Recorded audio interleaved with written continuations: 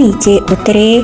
उन्होंने टोकरी में से सारी टोपियां अपने सरों पर पहन ली और दोबारा दरख्त पर चढ़। प्यारे बच्चों, आज हम आपको कहानी सुनाते हैं टोपियां बेचने वाला और बंदर। जल्दी से मेरे चैनल को सब्सक्राइब कर लें ताकि इसी तरह की मज़ेदार सी कहानी आपको डेली देखने को मिले।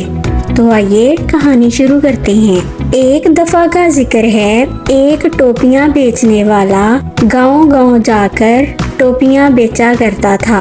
वो गली गली फिरता और हर गांव में आवाज़ लगाता, आजो बच्चों टोपी ले लो, टोपी वाला आया टोपी ले लो, रंग बिरंगी टोपी ले लो, 2-2 रुपए की टोपी ले लो। सारा दिन दोपहर तक उसने अपनी टोपियां बेची। उसकी बहुत सी टोपियां बिक गईं और कुछ टोपियां बाकी रह गईं। वो उनको लेकर अगले गांव जा रहा था कि रास्ते में एक सायादार दरख्त आया। उसने सोचा, क्यों ना मैं थोड़ी देर आराम कर लूं। इस तरह दोपहर का टाइम गुजर जाएगा और मैं आगे चला जाऊंगा। ये सोचकर उसने अपनी टोकरी दरख्त के नीचे रखी और खुद लेटकर सो गया। उसे नहीं पता था कि दरख्त के ऊपर बंदरों का बसेरा है। बहुत से बंदर दरख्त पर मौजूद थे।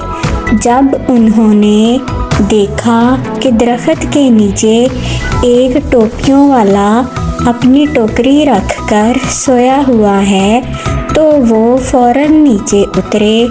उन्होंने टोकरी में से सारी टोपियां अपने सरों पर पहन ली और दोबारा दरख्त पर चढ़ गए।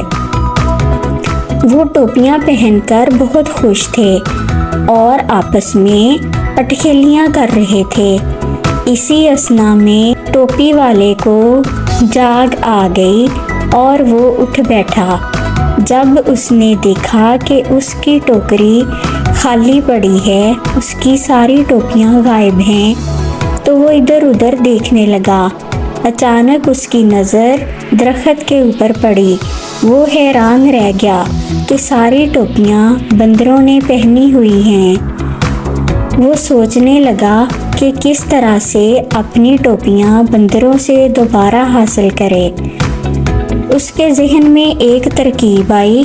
उसने नीचे से पत्थर उठाकर ऊपर दरख्त की तरफ फेंका। पत्थर बंदरों तक पहुंचा तो बंदरों ने भी उसकी नकल उतारी। उन्होंने दरख्त पर से आम तोड़कर उस शख्स की तरफ फेंके। उसने जब ये देखा कि बंदर उसको आम मार रहे हैं तो उसने वो काम छोड़ दिया। उसने दोबारा एक और तरकीब आजमाई। बंदरों ने भी आगे से वैसा ही किया। उसने ये आजमाने के लिए कि बंदर उसकी नकल उतार रहे हैं, उसने बहुत सी हरकतें की और बंदरों ने भी उसके जवाब में वैसा ही किया। तो उसके जहन में एक और तरकीब आई। उसने एक टोकरी के पास पड़ी हुई टोपी उठाई और हवा में उछाल दी। जैसे ही उसने ये अमल किया, बंदरों ने भी उसके पीछे वैसा ही किया। उन्होंने भी अपने सरों से टोपियां उतारकर हवा में उछाल दी। इस तरह सारी की सारी टोपियां नीचे आकर गिर गईं। उस आदमी ने जल्दी से टोपियां इकट्ठी की, टोकरी में डाली और फौरन वहां से चला गया। तो प्यारे बच्चों, इस कहानी का ये नतीजा निकला कि अगर कोई मुश्किल वक़्त आ जाए तो अक्लमंदी और समझदारी से काम लेना चाहिए।